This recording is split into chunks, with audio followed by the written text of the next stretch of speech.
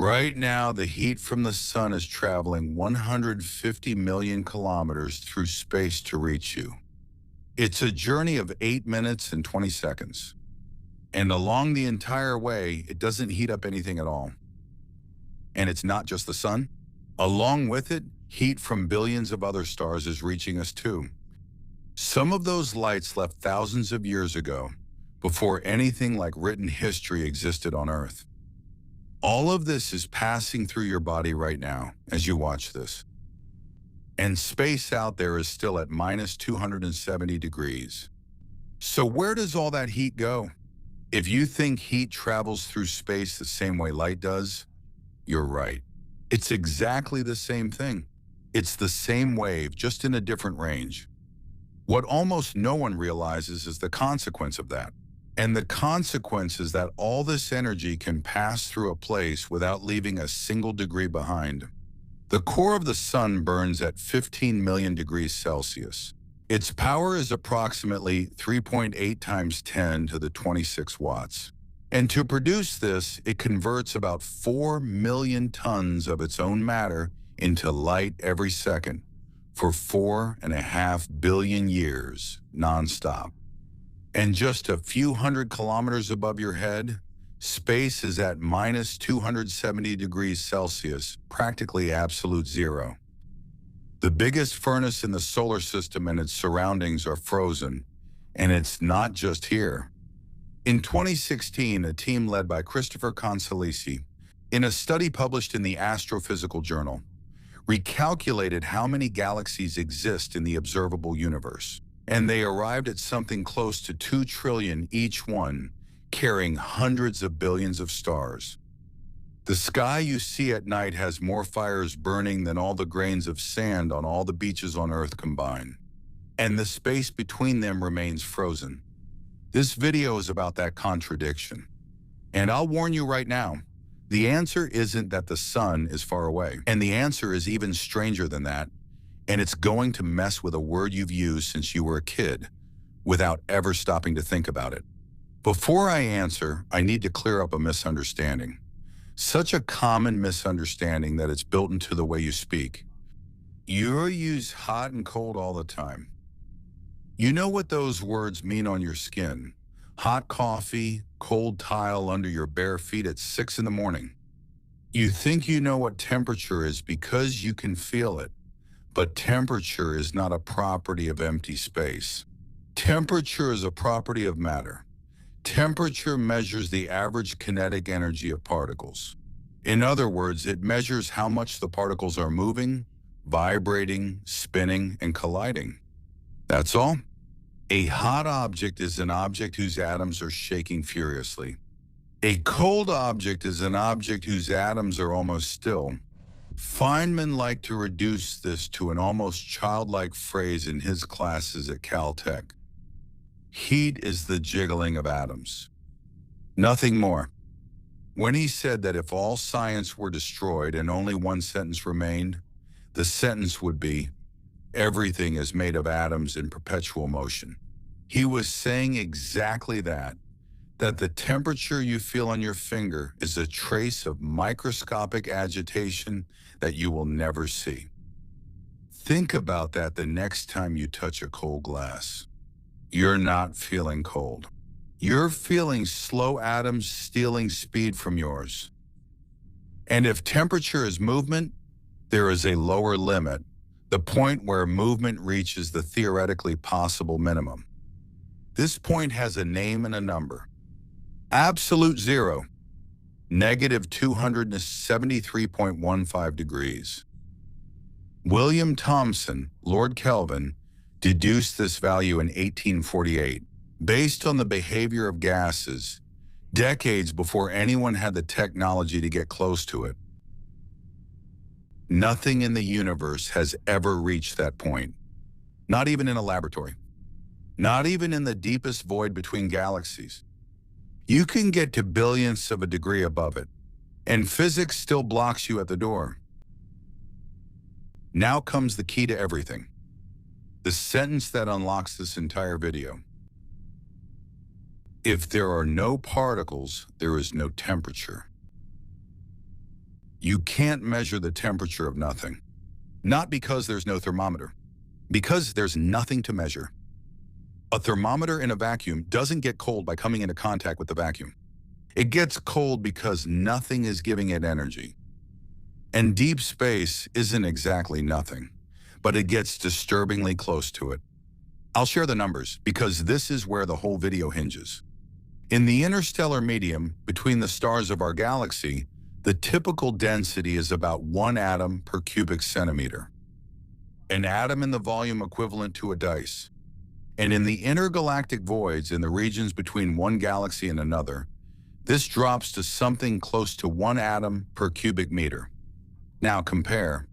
A cubic meter of air here, the air that's entering your lungs while you're watching this, contains about 2.5 times 10 to the 25 molecules. 25 followed by 24 zeros.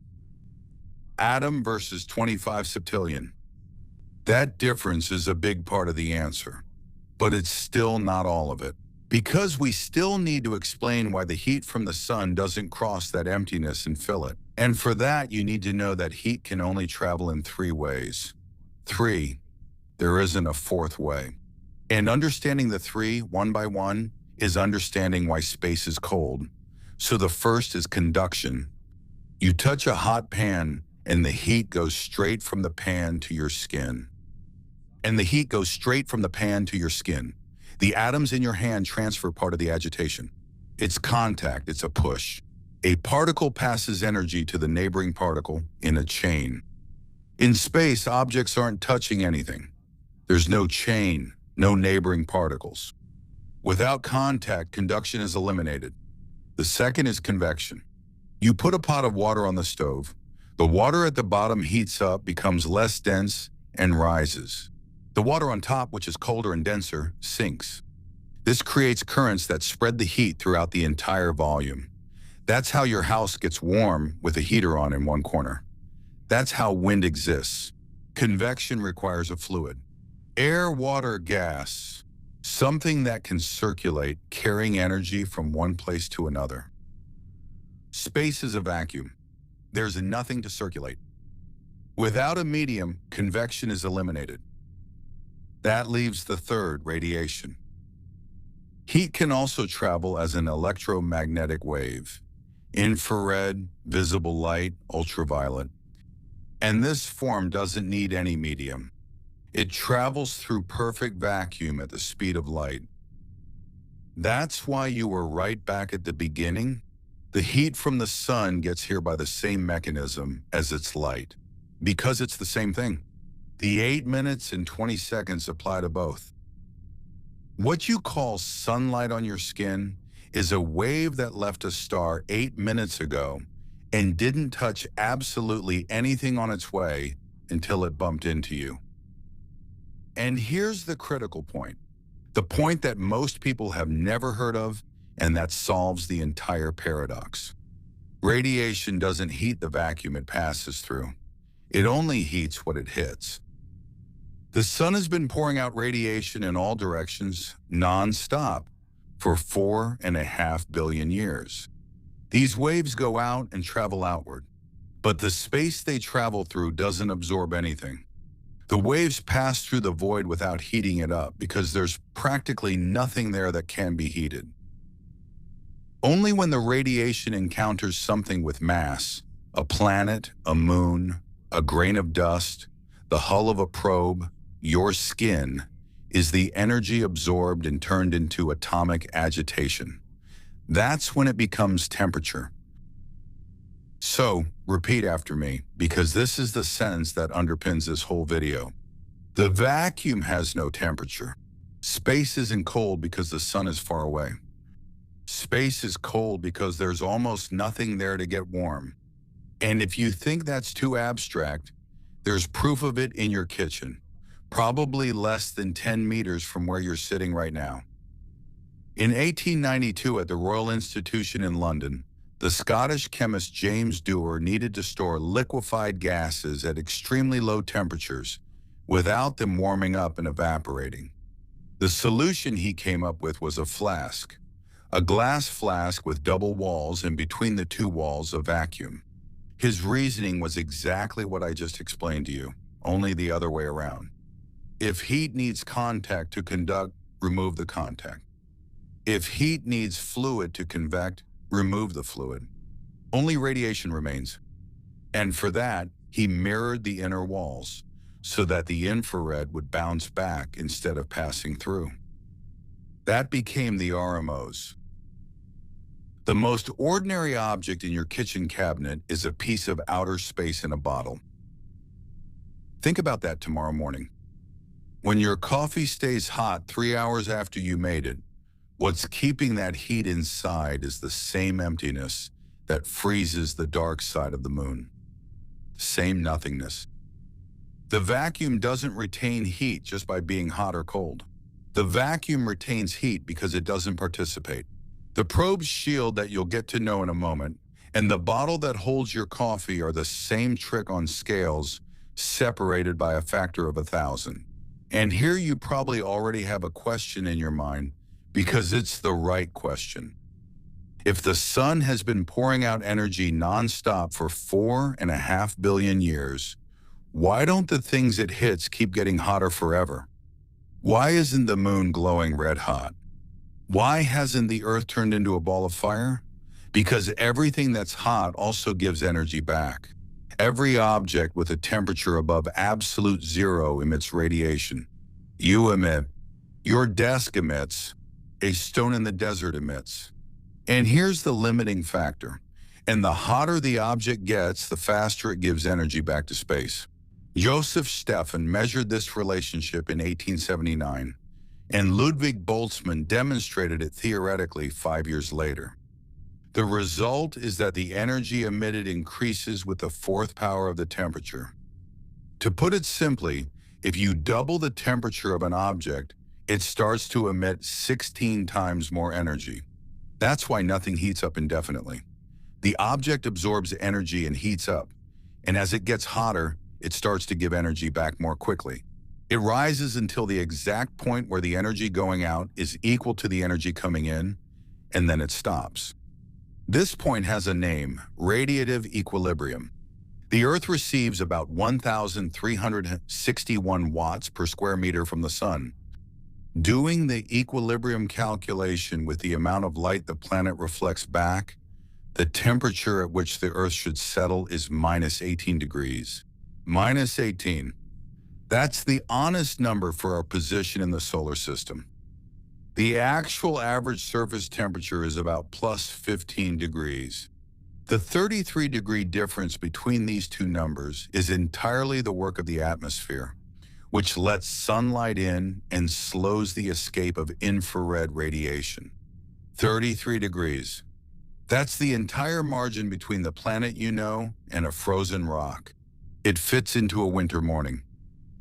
And that answers something else that might be bothering you. The moon is also at equilibrium. It just gets there much faster and without any breaks.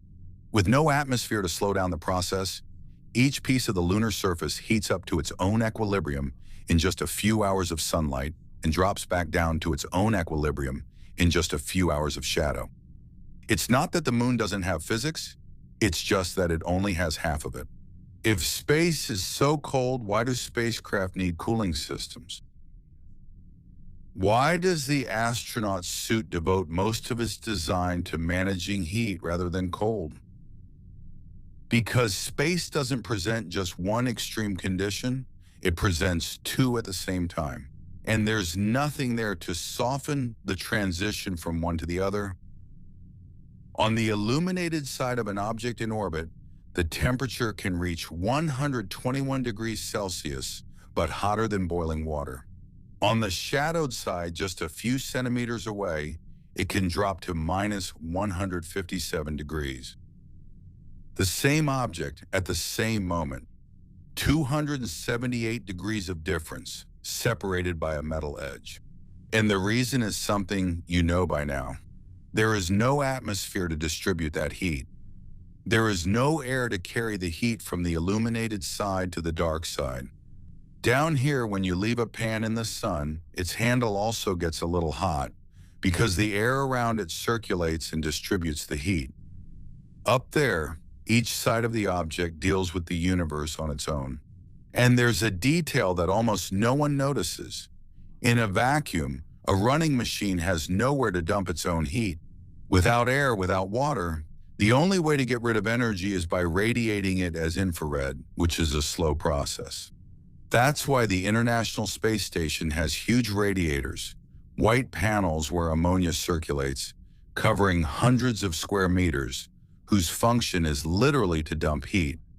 In the coldest place humanity has ever visited, the biggest engineering problem is overheating. The moon is the clearest example of all this. Standing on the lunar surface, at the equator, under direct sunlight, the temperature reaches about 120 degrees Celsius. You walk a few steps, enter the shadow of a crater, and it drops to nearly minus 170 degrees. In some craters at the South Pole, where sunlight hasn't touched for billions of years, probes have measured temperatures close to minus 240 degrees among the coldest places ever recorded in the solar system. Furnace and freezer separated by a shadow. Earth doesn't work like that, and you should find that stranger than you do. Our atmosphere is a blanket. It absorbs heat, mixes that heat, distributes it, delays it. It takes the brutal difference between day and night and turns it into a gentle enough oscillation for you to be able to sleep. Without this blanket, Earth would be like the moon. Scorching sun on one side, deadly freezing on the other, and nothing in between. The layer of gas that separates you from that fate is about 100 kilometers thick. That's less than the distance many people drive to work. The space station deals with these swings all the time. It completes a full orbit around the Earth every 90 minutes, which means it goes in and out of sunlight. 16 times a day, 16 sunrises and 16 sunsets in 24 hours. The external structure fluctuates between plus 120 degrees and minus 150 degrees with each orbit. And every bolt, every joint, every panel was designed taking this thermal fatigue into account. The astronauts say that the background noise of the station is constant. Pumps, fans, heat exchangers. The absolute silence of space is outside, just a few centimeters away. Inside, there's a machine humming all the time just to keep a little piece of Earth alive in there. And that brings me to a question that almost everyone has asked, even without knowing they were doing physics. What would happen to you without a suit exposed to the vacuum? The movies taught you the wrong answer. You don't turn into an ice statue in 3 seconds. You don't freeze quickly, because freezing quickly requires conduction or convection. It requires something to take your heat away. And in a vacuum, there's no one. Your body would lose heat only through radiation, which is a slow process, and through evaporation of water on your skin and in your lungs, which is fast but superficial. A human body exposed to a vacuum actually takes hours to freeze. What kills you in seconds is something else. The lack of pressure. The air leaves your lungs. The dissolved oxygen in your blood flows back out as well, and you lose consciousness in about 15 seconds. And that's not speculation. In 1966, during a test inside a vacuum chamber at NASA's Space Center in Houston, technician Jim LeBlanc's suit suffered a seal failure. The pressure dropped. He later reported that the last thing he felt before passing out was his saliva boiling on his own tongue. Not from heat, but because without pressure, water boils at body temperature. He lost consciousness in about 14 seconds. The team repressurized the chamber in 25 seconds. He survived with no permanent aftereffects. The detail that struck me in this account is that during those 14 seconds, his body wasn't cold. It was at its usual temperature. The coldest thing there is touched him and could take almost nothing away because it had no way to. The vacuum doesn't kill you by freezing. It kills you by leaving you alone with everything that only the air was holding back for you. But if you want to see this principle taken to the extreme, the real extreme, not just rhetorical, There is a human-made object that proves all of this at once. NASA's Parker Solar Probe is the closest thing humans have ever sent to the sun.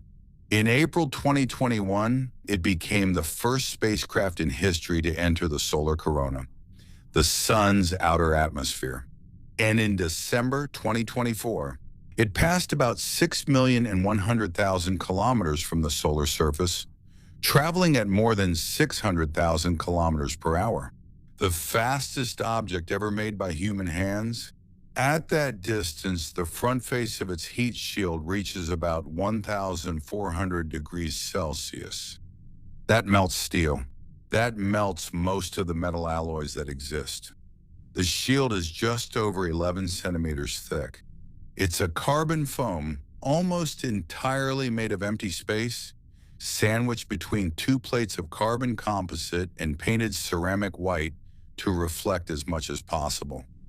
And on the other side of that shield, just a few centimeters from the surface that's at 1,400 degrees, the probe's instruments operate at about 30 degrees Celsius. 30 degrees. Wait a minute. A hot summer day down here. Just a hand's breadth from a blazing wall. And that's not magic, it's engineering magic. It's exactly the physics I explained to you 5 minutes ago. Radiation only heats what it hits.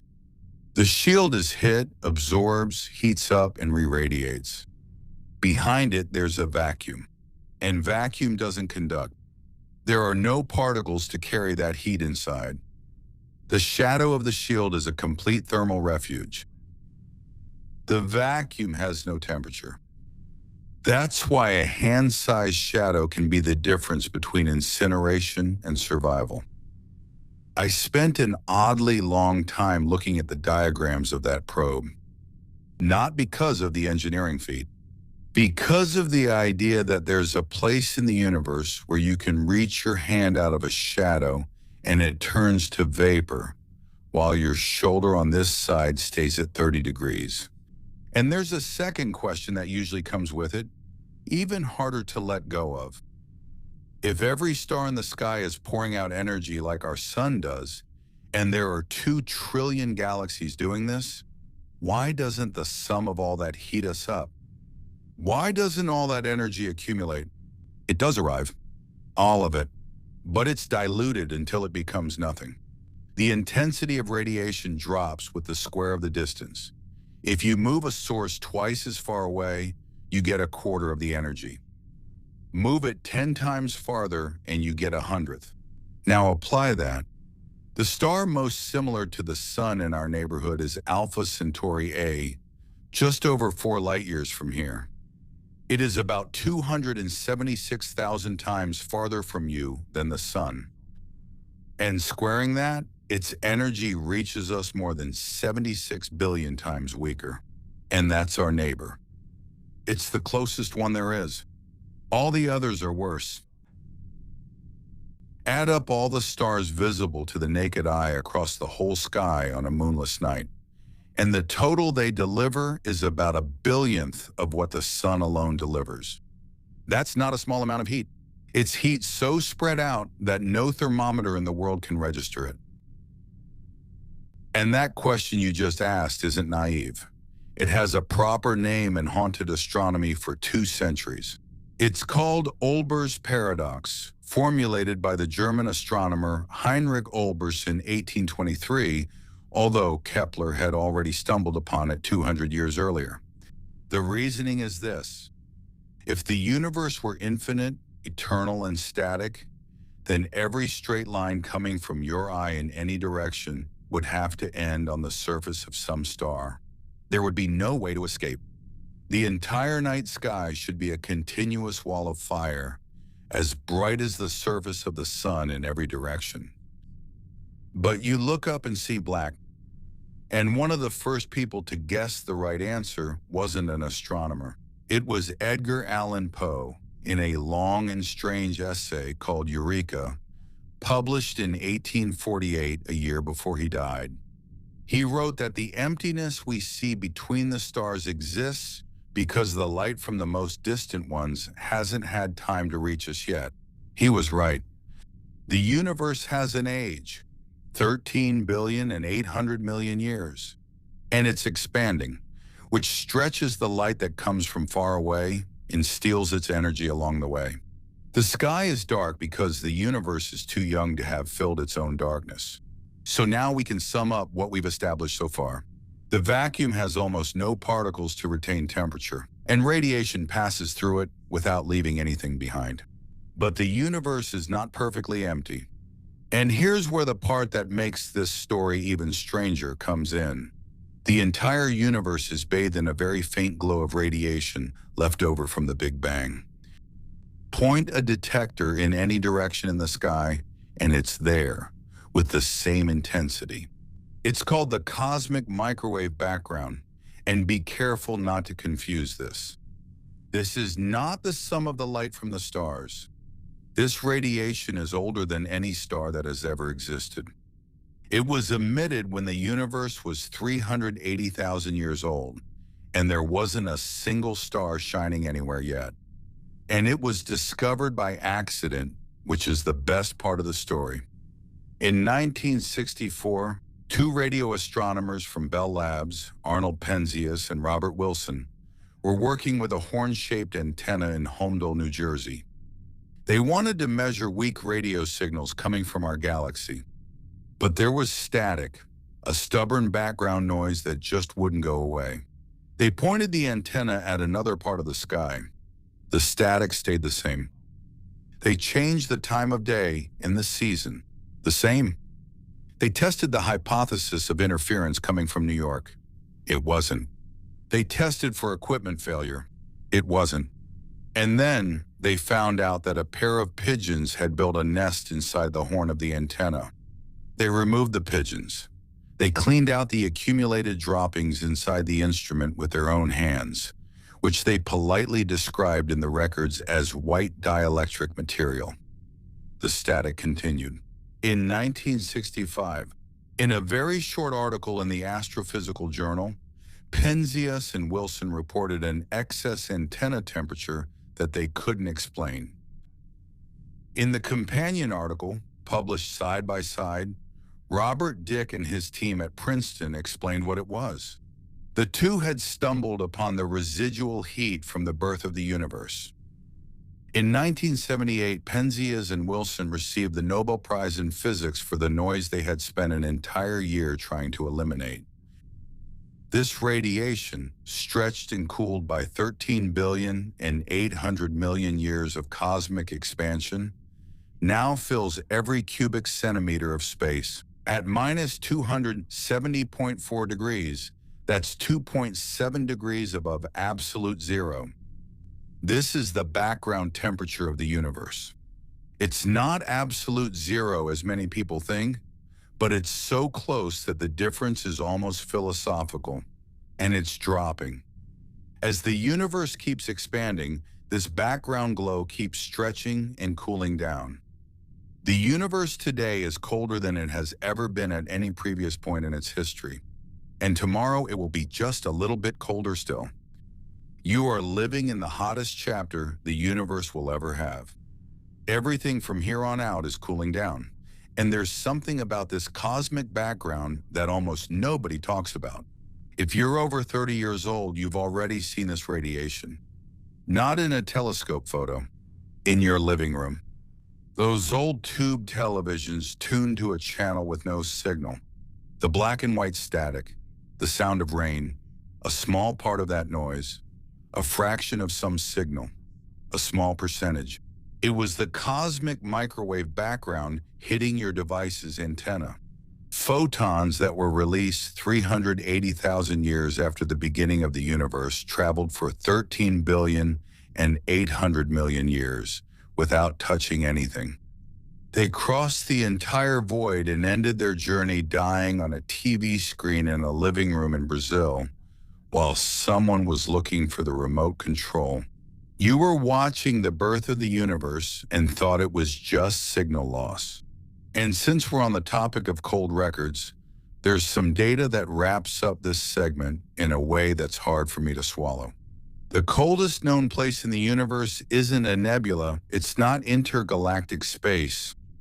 It's a box built by human beings. In 2018, NASA installed an instrument called the Cold Atom Lab on the International Space Station.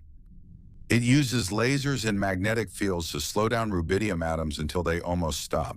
And almost stopping, as you already know, is the operational definition of cold.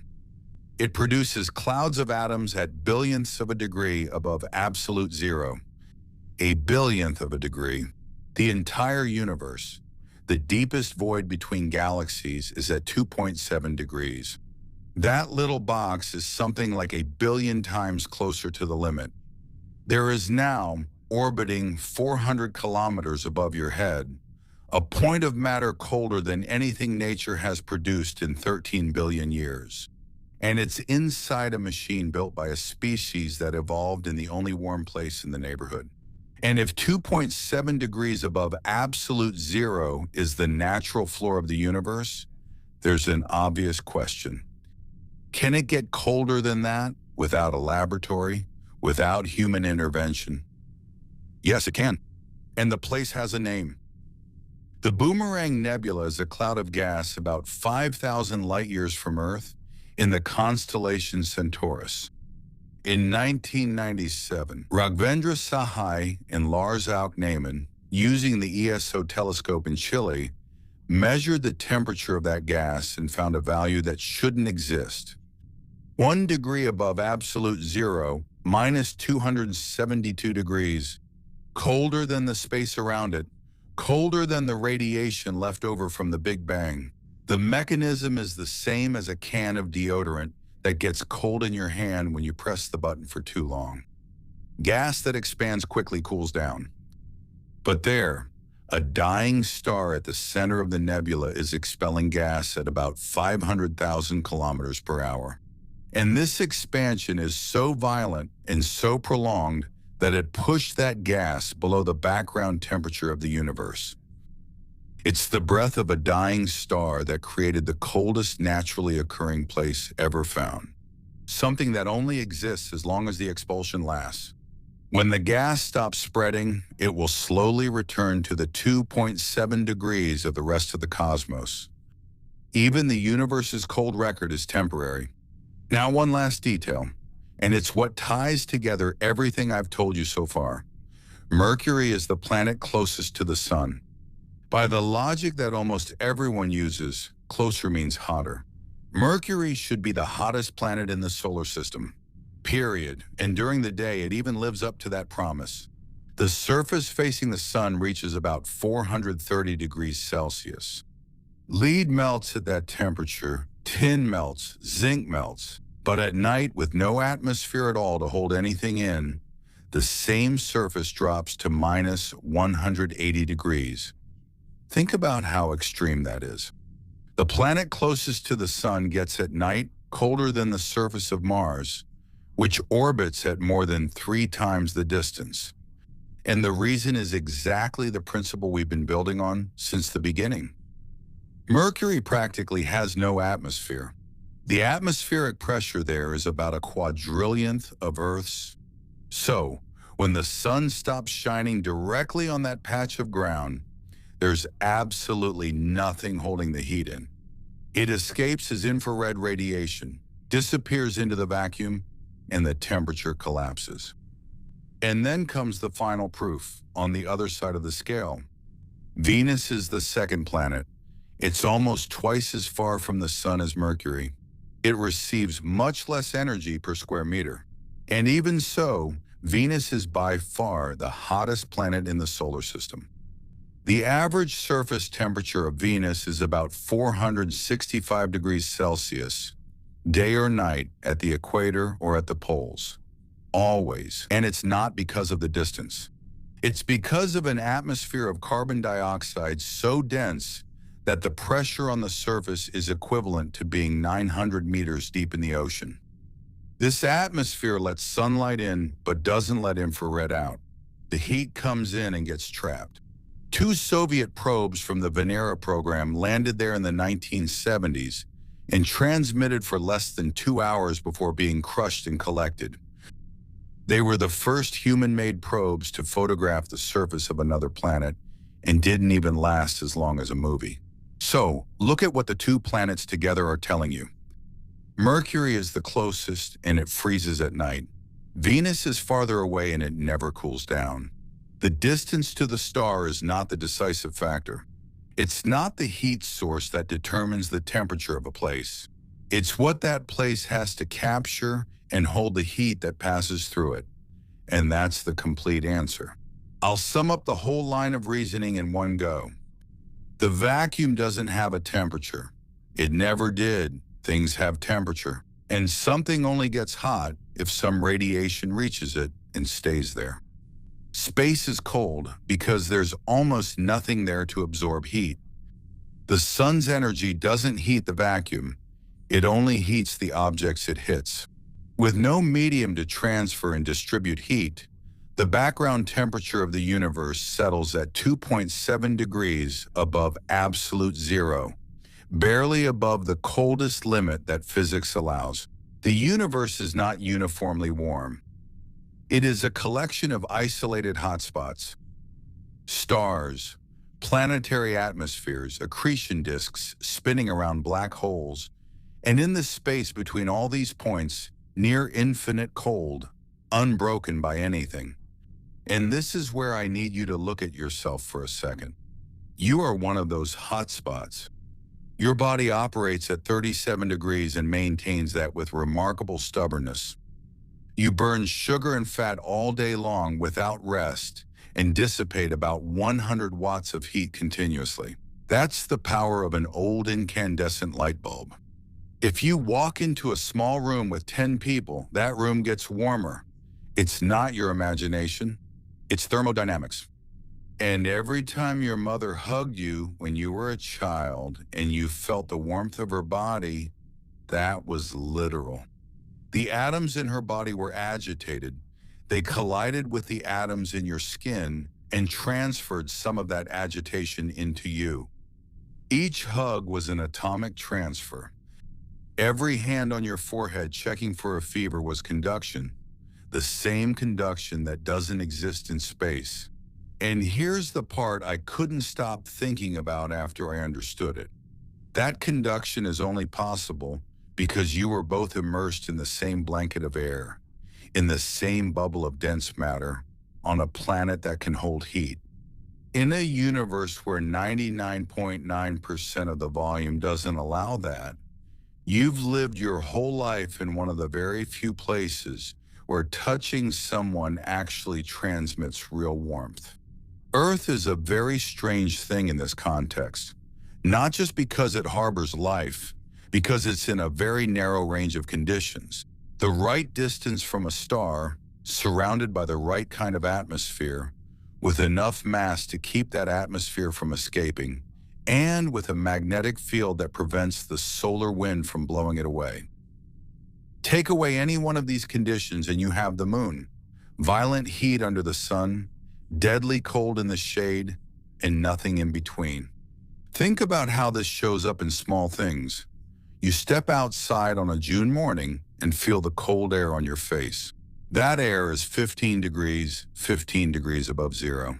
That's 285 degrees away from what the universe offers as standard.